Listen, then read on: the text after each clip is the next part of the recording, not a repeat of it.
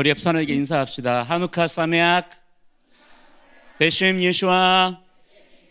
다시 한번 옆에 반대편에 있는 사람에게 하누카 사메악 베셴 예슈아. 네, 아주 복된 밝은 광명의 하누카 기간을 보내고 있습니다. 사실 우리가 지금 지키고 있는 성탄절 있잖아요. 이 성탄절이 처음 유래가 된 것도 사실은 하누카 절기에 연결되어서 사실은 나왔던 거예요. 근데 지금은 이 성탄절이 너무나 많이 오염이 됐죠. 그죠? 성탄절이 굉장히 많이 오염이 돼서 얼마 전에 이제 뭘 사러 어디를 갔었는데 거기 가니까 큰 트리가 있더라고요. 큰 트리는 왜 만들었을까? 그 사람들이 트리를 왜 만들었지? 성탄절을 나름대로 기념하는 거잖아요. 성탄절을 기뻐하고 그 사람들도 즐거워하는 거잖아요. 그죠? 성탄절을 크게 만들었는데 그 트리에 뭐가 있었는지 알아요? 그 트리 장식이 포켓몬스터 알죠? 포켓몬스터 그 볼 있잖아. 그게 성탄 트리의 장식이고 그 주위에 피카츄가 막 날아다니고 있어요.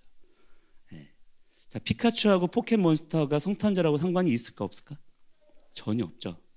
근데 이제는 산타 할아버지도 아니야.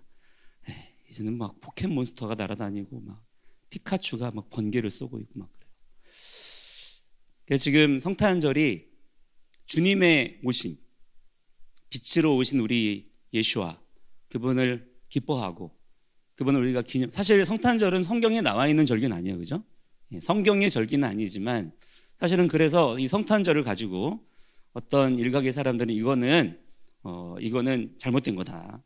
이거는 기독교가 이거는 버려야 된다. 이거는 기독교가 태양신 숭배교 로마의 이교 사상과 결합이 돼가지고 기독교 안에 잘못 들어온 거다. 사실은 부활절도 그런 식으로 얘기가 되고 있어요.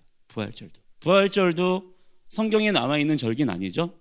사실 초대교회 성도들이 부활절을 따로 지키진 않았어요. 그래서 그런 근거들을 가지고 이 부활절 성탄절을 굉장히 뭐랄까요, 적그리스도적인 또 이교적인 그런 걸로 그렇게 얘기하는 분들도 있는데 그러나 이 부활절과 성탄절을 통해서 우리가 하나님의 말씀, 하나님의 복음의 언약으로 오신 예수와에 대하여 우리가 세상 가운데 복음의 메시지를 전할 수 있는 아주 중요한 그런 기회가 되기도 하죠. 또한 그 부활절과 성탄절을 통해서 복음의 메시지가 놀랍게 풀어집니다. 그래서 그런 우리가 메시지를 중심으로 또한 우리가 의미가 있는 거예요. 그리고 지난 2000년의 기독교 역사 속에서 하나님께서 우리와 함께 하셨습니다. 교회가 하나님께 버림을 받아가지고 자기들 멋대로 걸어온 게 아니에요. 물론 많은 연약함과 부족함이 있었고 또 유대인들과 이방인들의 연합이 아니라 분리를 통해서 여러 가지 많은 어려움들이 있어 왔던 것이 사실이지만 그러나 그럼에도 불구하고 하나님께서 교회를 지켜주셨고 보호해 주셨고 인도해 주셨어요. 그 가운데에서 성탄절과 부활절이 또한 여러 가지 중요한 역할들을 하기도 했습니다.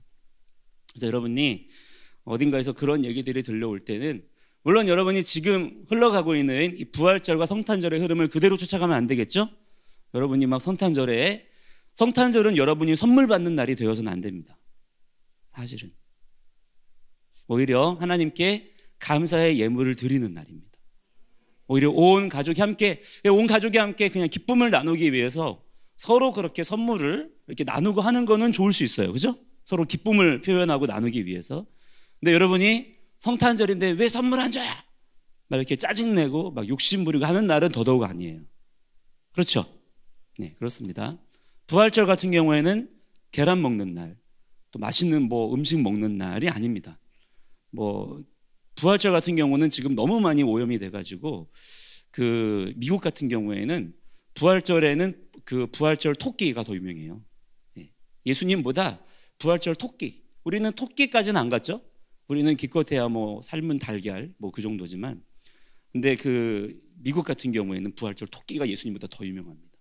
이런 식으로 지금 오염되고 그렇게 흐트러진 그런 문화들을 우리가 쫓아가면 안 됩니다. 그죠? 근데 우리가 그 안에 흐르는 메시지를 우리가 붙잡아야 돼요. 특히 성탄절을 우리가 지금 앞두고 있으면서는 어떤 메시지를 붙잡아야 되냐면 이 하누카의 메시지를 붙잡아야 됩니다. 우리에게 빛으로 오신 예수와 왜 오셨어요? 어제 우리가 얘기했죠? 예수님이 우리에게 오신 이유? 우리를 왕으로 다스리시기 위해서. 그분은 왕으로 오신 분이에요. 그냥 우리 어려우니까, 우리 지옥 갈 것 같으니까 건져주시려고 그렇게 오신 분이 아니라 그분은 왕으로서 우리를 다스리기 위해서 오셨습니다. 자, 그렇기 때문에 예수 믿고 나서 그분의 다스림을 원하지 않는 사람들은 예수 안 믿는 거예요. 예수님이 우리에게 주기로 하신 것은 그것인데 정작 예수 믿는다고 하면서 예수님의 통치, 예수님의 왕되심, 나 그런 거 몰라요. 나 원하지 않아요. 이런 사람들은 교회를 100번, 1000번, 10,000번을 다녀도 예수 믿는 거 아닙니다. 여러분이 예수 믿고 나서 하나님의 자녀가 되었을 때에는 여러분 안에 분명한 믿음 한 가지가 세워져 있어야 합니다. 그게 어떤 믿음이에요? 예수님께서 우리의 왕이십니다. 하나님의 킹덤이 우리에게 임했습니다. 오늘 나의 삶은 하나님의 나라에서의 삶이에요. 그냥 내 삶을 그냥 살아가는 중에 어렵고 힘든 일이 있을 때마다 하나님 부르면 하나님 좋은 분이라 와서 도와주시고 이런 분이 아니라 그거는 사람들이 만들어낸 이야기에 불과하고 진짜 중요한 예수와의 우리에게 오신 이유는 우리의 왕으로 좌정하사 다스리시기 위해서. 따라서 여러분 예수 믿습니까? 예수님이 나의 구주가 되시나요? 예수님이 나를 모든 죄와 사망의 권세에서 구원하셨어요? 자, 그렇다면 그것은 한마디로 정리가 돼야 됩니다. 예수님은 우리의 왕이십니다. 예수님은 오늘 나의 왕이십니다. 나의 모든 입술과 나의 손과 발의 모든 것은 다 주님께 속했습니다. 이걸 여러분들이 분명한 언어로 고백할 수 있어야 됩니다. 여러분이 말씀 암송을 하는 이유도 왜 말씀 암송하는 거예요? 잘난 척하려고 하는 게 아니잖아요. 여러분이 암송하는 그 말씀들이 다 무엇이냐면 하나님의 왕되심을 고백하고 선포하는 행위가 되는 거예요. 하나님의 말씀은 그분의 법이에요. 법입니다. 하나님이 선포하신 법이에요. 우리가 그 법을 왜 암송하나요? 우리가 그 법을 지키겠다는 거예요. 왜? 그분이 우리의 왕이시기 때문에. 근데 어떤 사람들은 예수님을 믿는다고 하면서 예수님께서 우리에게 자유를 주셨고 은혜를 베푸셨기 때문에 더 이상 법에 매일 필요가 없다는 거예요. 틀렸어요. 오히려 우리가 예수 믿기 때문에 법에 매여야 돼요. 법에 매이지 않은 사람은 그 나라 사람이 아닌 거야. 여러분 하나님 나라의 사람이 되시기 바랍니다. 하나님 나라의 법에 매이세요. 하나님 말씀의 법을 더 잘 알아야 돼요.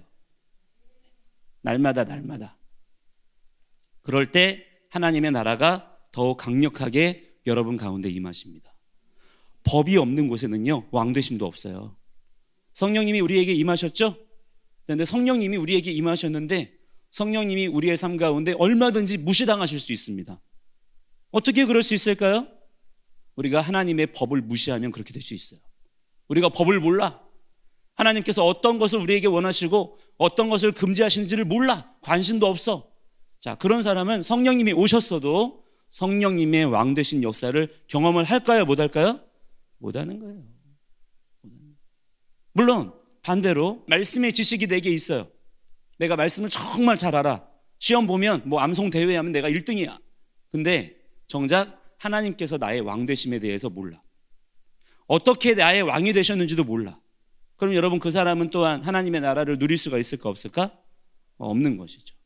이 두 가지가 함께 가야 합니다. 그래서 은혜와 법이라고 하는 것은 분리된 것이 아니라 함께 가는 거예요. 법이 있는 곳에 은혜가 있습니다. 아멘. 은혜 있는 곳에서 법이 통치의 언어로 그렇게 역사되어지는 거예요. 여러분 은혜 아래 있습니까? 어떤 법을 아는 자가 되기를 축복합니다. 법을 모르는 자가 되지 마세요. 그래서 이번 그 한우카 기간 동안에 여러분은 그 한우카는 여러분 어제 얘기했죠. 두 가지의 뜻이 있다 그랬죠. 하나크는 어떤 뜻이 있다 그랬어요? 첫 번째 봉헌하다. 맞죠? 우리를 하나님께 이렇게 올려드리는 거예요. 성전을 회복해서 성전을 주님께 봉헌해 드리는 거예요. 그게 한우카예요. 두 번째의 뜻은 교육하다, 가르치다. 그래서 요한복음 10장 22절, 23절 이쯤에 보면 예수님께서 예수님에 대한 어떤 표현이 나와요.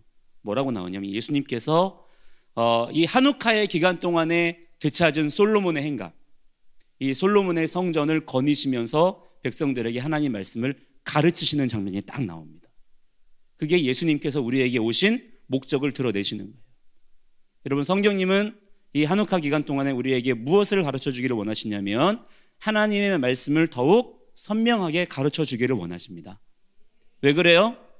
하나님 말씀을 알아야 하나님의 킹덤을 그 아는 만큼 더 충만하게 누릴 수 있기 때문에. 그래서 여러분, 이번 주간에는 여러분이 하나님 말씀에 대한 열정이 더 많이 부어져야 됩니다. 하나님 말씀 막 더 알고 싶고.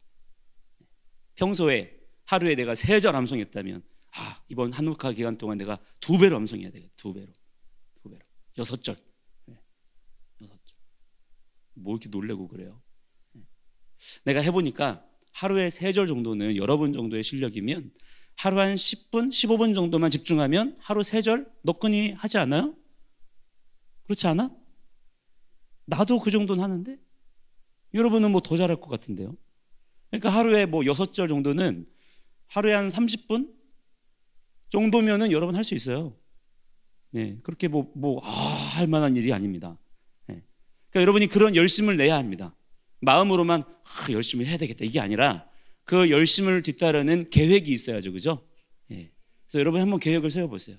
내가 이번 주간에는 더 하나님 말씀에 열심을 내야 되겠다. 예를 들어 성경 통독을 하던 친구들이 있다면 이번 주간에는 내가 원래는 하루에 내가 10장을 읽었다면 이번 주간 내가 이러면 안 되지. 내가 20장을 읽어야지. 다 이렇게 결단을 하고 말씀에 집중하는 시간들을 더 여러분이 가져가는 거예요. 그만큼 어떤 일이 벌어지느냐. 여러분, 말씀은 빛이잖아요. 빛. 우리가 빛축제를 벌이는 거예요. 빛축제. 내 삶 가운데 더 빛이 비추이도록. 아멘. 예수와를 나의 구주, 나의 왕으로 영접한 여러분들은 예수와의 말씀의 빛이 내 삶 가운데 비추도록 여러분이 더 말씀 그 자체에 집중할 수 있는 그런 시간들이 되기를 축복합니다. 오늘 읽은 이 말씀은 여러분 이런 스토리는 여러분 동화책 봐도 많이 있죠. 주인공이 있는데 주인공이 많이 고생하고 힘들다가 어느 때가 딱 되니까 어떤 사건을 만나가지고 왕이 되고 왕자가 되고 또 왕자가 공주랑 결혼하고 행복하게 살았다. 이런 이야기 성경에만 있는 거 아니잖아요. 동화책에도 있고 막 있잖아요. 그죠? 영화에도 나오고. 그죠? 그런 동화책 같은 이야기가 오늘 펼쳐집니다. 그래서 저도 옛날에 여러 번 만날 때 혹은 얼마 전까지만 해도 이 말씀은 그냥 그런 이야기인 줄 알았어요. 그냥 하나님 말씀대로 이렇게 기도하고 하나님 이렇게 바라보고 살면 하나님께서 결국에는 행복하게 하시는구나. 이런 정도의 스토리로 알았어요. 근데 하나님의 킹덤이 임했다. 하나님께서 우리를 왕으로 다스리신다. 예수와께서는 우리를 말씀의 법으로 다스리시는 만왕의 왕이시다. 이게 딱 깨달아지고 나서부터는요, 이 말씀이 달리 보이는 거예요. 여러분, 오늘 우리가 읽은 이 말씀 속에요, 예수님에 대한 어마어마한 이야기가 여기에 다 들어가 있어요. 그거를 다 얘기하자면 여러분 시간이 부족해요. 여러분, 이 말씀들을 통해서 여러분들이 예수와를 발견할 수 있는 지혜가 열리기를 축복합니다. 자, 이 요셉에게 파라오가 권세를 줍니다. 그러니까 43절에 보니까 뭐라고 얘기하냐면, 그리고 그는 그의 그 2호 마차에, 1호 마차는 누구겠어? 파라오가 타는 거겠죠? 그 다음이에요. 2호 마차에 그를 타게 하고 그의 앞에서 그들이 뭐라고 외쳐요? 아브레크라고 외쳐요. 아브레크라고 하는 것은 무릎을 꿇어라, 그런 얘기예요. 왜? 왕이기 때문에. 권세 있는 왕과 같은 요셉에게 모든 백성들에게 뭐라고 하라는 거예요? 무릎을 꿇어라 라고 외치게 한다는 거예요. 자, 이것을 통해서 우리는 만왕의 왕이신 만주의 주이신 예수와를 예표하는 요셉의 모습을 보게 되는 겁니다. 그리고 45절에 보니까 파라오가 요셉의 이름을 뭐라고 바꿔버려요? 짜프낫 파네하으라고 바꿔버려요. 이 짜프낫 파네하으는 어떤 뜻이냐면 하나님은 말씀하신다, 하나님은 살아계신다 라는 뜻이에요. 파라오가 그거를 경험했죠. 아무도 풀지 못하는 파라오의 꿈을 누가 풀어버렸어요? 요셉이 야훼의 이름으로 풀어버리는 거예요. 그래서 파라오가 요셉의 이름을 바꿈을 통해서 사실은 파라오가 그 신앙 고백을 하는 겁니다. 파라오는 여러분 하나님 섬기는 사람 아니잖아요. 오히려 자기 자신을 태양신 라의 아들이라고 생각하는 사람이에요. 자기를 신이라고 생각하는 사람이에요. 근데 그마저도 요셉 앞에서는 하나님을 찬양하는 거예요. 야훼께서는 살아계신다. 야훼께서 오늘 요셉을 통하여 말씀하신다 라는 이름을 요셉에게 주는 거예요. 그래서 요셉은요, 이 이름으로 불립니다. 여러분, 우리가 오늘 이 말씀들을 다 우리가 보기는 어려워요. 다 다 얘기 나누기는 어려운데, 자, 여러분이 이 모든 것들을 통해서 무엇을 깨달아야 되냐면, 여러분, 예수와께서는 우리의 왕이십니다. 그냥 역사 속의 한 이야기의 주인공이 아니라, 또한 우리의 어떤 그 지옥에서 건져주시기 위해서 잠깐 왔다 가신 분이 아니라, 그분은 영원부터 영원까지를 실제로 다스리시는 만왕의 왕이시고 만주의 주가 되시는 분이에요. 오늘 여러분, 그분을 기억하세요. 그분을 기억하는 자가 되세요. 그분을 잊어버리지 마세요. 모든 말과 여러분의 행동 가운데, 여러분의 생각 가운데 오늘 예수와께서 여러분의 주님 되시기를 주의 이름으로 간절히 축복합니다. 자, 이 시간에 함께 우리 기도할 때, 하나님, 우리에게도 요셉과 같은 예수와를 드러내는 그러한 역사가 일어나게 하여 주시옵소서. 예수님께서 우리에게 말씀하셨죠. 너희는 모든 민족을 제자로 삼아 아버지와 아들과 성령의 이름으로 세례를 베풀고 내가 너희에게 분부한 모든 것을 가르쳐 지키게 하라. 또한 오직 성령이 너희에게 임하시면 너희가 권능을 받아서 증인이 될 것이다. 이 증인이라고 하는 것은요, 요셉처럼 하는 거예요. 나의 삶을 통해서 하나님의 살아계심, 또한 하나님의 말씀하심을 드러내는 것입니다. 자, 여러분은 이 권세를 반드시 회복해야 합니다. 하나님, 저를 그렇게 사용하여 주시옵소서. 성령님, 내 안에 충만하게 임하여 주시옵소서. 주여 부르고 기도합니다. 주님,